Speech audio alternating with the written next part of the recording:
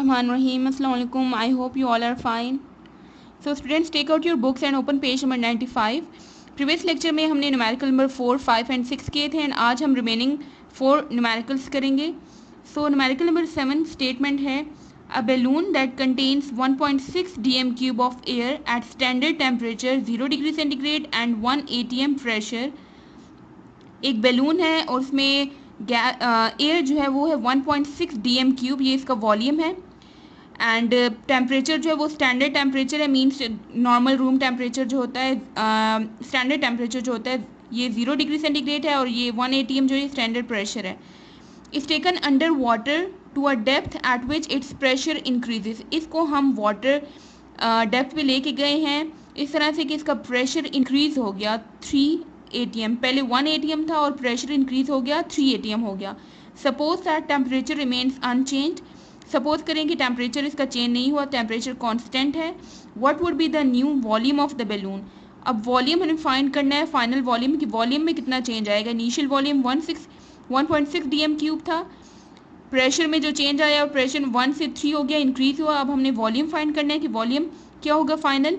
And does it contract और expand. और volume पे डिपेंड करता है. अगर वॉल्यूम इंक्रीज हो रहा है इट मीन्स कि बैलून एक्सपेंड हुआ, क्योंकि स्पेस ऑक्यूपाई करेगा एयर ज़्यादा और बैलून की एक्सपेंशन होगी. अगर वॉल्यूम डिक्रीज हुआ इट मीन्स के बैलून कॉन्ट्रैक्ट कर गया. तो हमने ये फाइंड करना है फाइनल वॉल्यूम. यहाँ पे इनिशियल वॉल्यूम गिवन है V1 1.6 dm cube, initial pressure भी गिवन है 1 atm, फाइनल प्रेशर भी गिवन है 3 atm.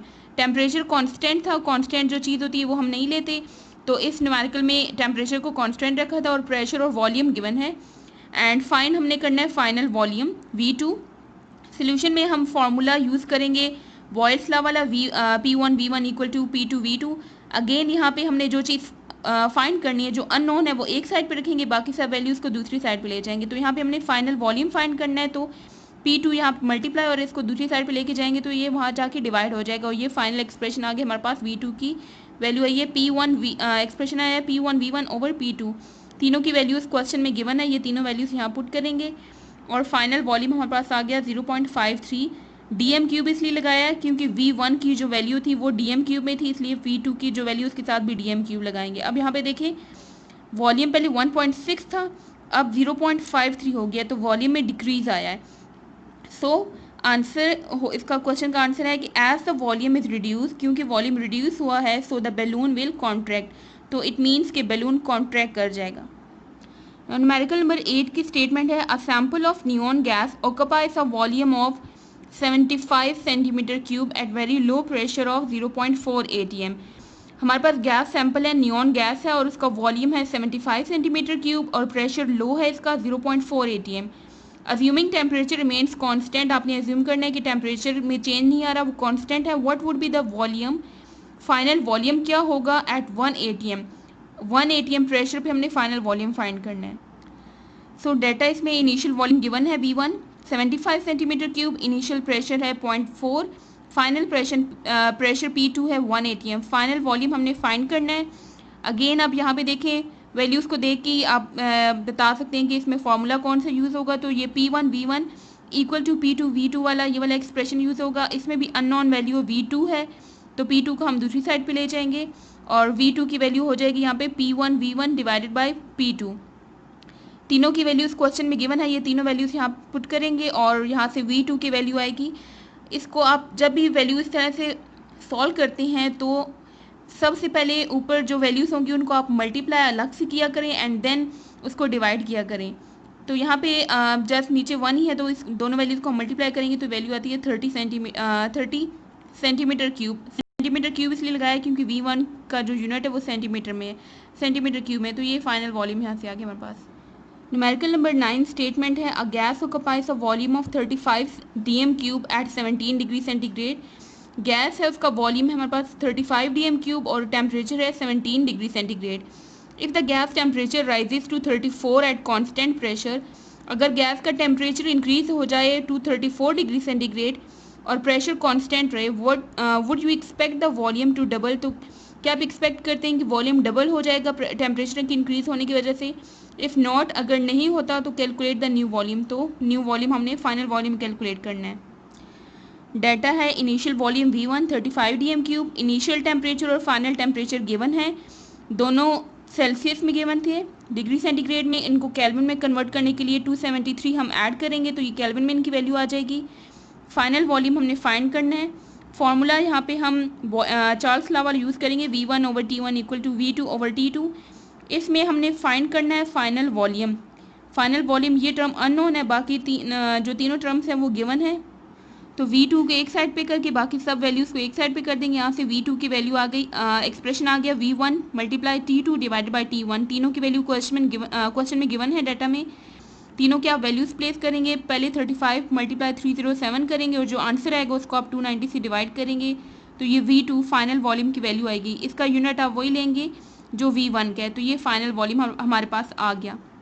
न्यूमेरिकल नंबर 10 की स्टेटमेंट है, the largest moon of Saturn is Titan. जैसे अर्थ एक प्लैनेट है और इसका एक ही मून है, इसी तरह से सैटर्न बाकी जो प्लैनेट्स हैं उनके भी मून हैं और कुछ प्लैनेट्स के एक से ज़्यादा मून होते हैं। तो सैटर्न भी एक प्लैनेट है और इसका जो लार्जेस्ट मून है उसे टाइटन कहते हैं। It has atmospheric pressure of 1.6 × 10⁵ pascal. इसका एटमॉस्फेरिक प्रेशर यहाँ पे गिवन है। What is atmospheric pressure in ATM? तो ये पास्कल में वैल्यू गिवन है, इसको हमने ATM में कन्वर्ट करना है। Is it higher than earth's atmospheric pressure? इसको हमने बताना है कि क्या ये एटमॉस्फेरिक प्रेशर अर्थ के एटमॉस्फेरिक प्रेशर से ज़्यादा आता है, ये कम आता है। अर्थ का जो एटमॉस्फेरिक प्रेशर जो स्टैंडर्ड है वो 1 ATM है। तो हम ATM में इसकी वैल्यू फाइंड करेंगे और देखेंगे कि क्या वो 1 ATM से ग्रेटर आती है वैल्यू या लेस आती है। तो यहाँ पे प्रेशर की वैल्यू हमारे पास गिवन है, ATM में हमने इसको फाइंड करना है। ATM और पास्कल में यहाँ पे वैल्यू गिवन है, तो ATM और पास्कल का जो रिलेशनशिप है वो है 1 ATM इक्वल होता है 101,325 पास्कल के। तो इसको हम यूँ भी लिख सकते हैं कि 101,325 पास्कल इक्वल है 1 ATM को। यही बात हमने लिख दी, just left right hand sides change कर दी। इतना पास्कल की ये वैल्यू हो तो 1 ATM की इक्वल होता है, लेकिन क्वेश्चन में गिवन है वैल्यू इसकी 1.6 × 10⁵ पास्कल। इसके लिए हम क्या करेंगे, 1 को इस वैल्यू से मल्टीप्लाई करेंगे और यहाँ पे ये जो वैल्यू इसके साथ डिवाइड करेंगे। तो इस वैल्यू को हमने इस पास्कल की वैल्यू के साथ डिवाइड करेंगे। इसकी वैल्यू 1.6 × 10⁵ है। 5 मीन्स के ये डिजिट जो होगा, पॉइंट जो है ये 5 डिजिट्स आगे जाएगा। एक डिजिट तो 6 आता है इसमें, बाकी 4 डिजिट्स की जगह हम 4 0 लगा देंगे। आप डायरेक्ट भी न्यूमेरिकल कैलकुलेटर में आप डायरेक्ट भी ये वैल्यू पुट करके डिवाइड कर सकते हैं, और अगर इस तरह से करना चाहते हैं 10⁵ को 0 में कन्वर्ट करना चाहते हैं तो इस तरह से कर लें, क्योंकि 10 की पावर पॉजिटिव है तो इसलिए हमने क्या किया, पॉइंट को हम आगे शिफ्ट करेंगे 5 डिजिट्स। एक डिजिट 6 हो जाएगा और 4 बाकी जो डिजिट्स होंगे, बाकी 4 डिजिट्स होते हैं तो 4 0 लगा देंगे और दोनों को हम डिवाइड करेंगे। यहाँ से यहाँ पे डिवाइड करने से जो फाइनल वैल्यू आती है ATM में वो है 1.6 ATM। तो ये देखें 1.6 है, ये 0.6 टाइम्स ग्रेटर है अर्थ के एटमॉस्फेरिक प्रेशर से। So yes this pressure is higher than the earth's atmospheric pressure. So इसके साथ आपका unit number 5 physical states of matter complete होता है। इसकी एक्सरसाइज भी हो गई कंप्लीट। अब एक्सरसाइज की जो न्यूमेरिकल्स हैं उसमें फर्स्ट 2 न्यूमेरिकल्स में तो कन्वर्जन्स हैं, और उस कन्वर्जन के लिए मैंने आपको ये 3 पॉइंट्स बताए थे न्यूमेरिकल के स्टार्ट में ही कि ATM और MMHG की कन्वर्जन अगर करनी हो, आपने MMHG में अगर प्रेशर की वैल्यू गिवन हो और आपने उसको ATM में कन्वर्ट करना हो तो 760 के साथ उस वैल्यू को डिवाइड करेंगे, और अगर ATM से मिलीमीटर मर्करी में यूनिट लाना हो तो ATM में जो वैल्यू प्रेशर की गिवन होगी उसको आप 760 से मल्टीप्लाई करेंगे तो ये वैल्यू आ जाएगी MMHG में।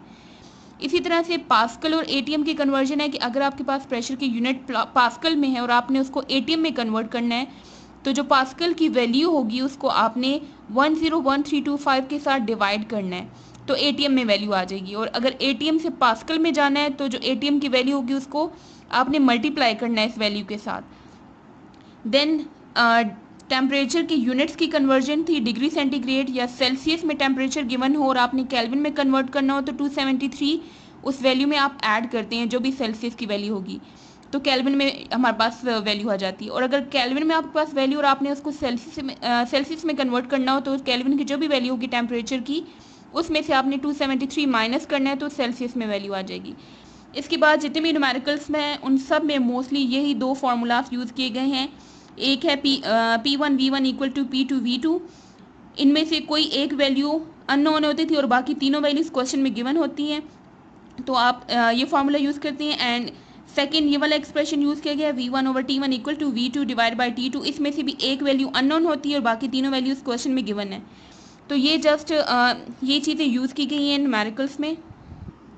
आज का आपका होमवर्क है right exercise numerical 7 to 8 on your notebook, practice each numerical 3 times.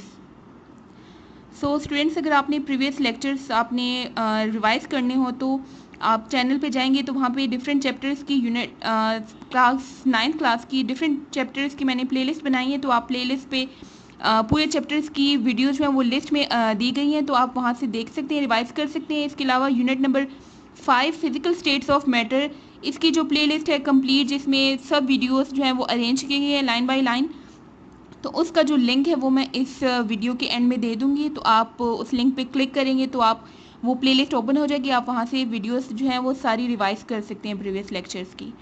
C you next time, अल्लाह हाफिज़।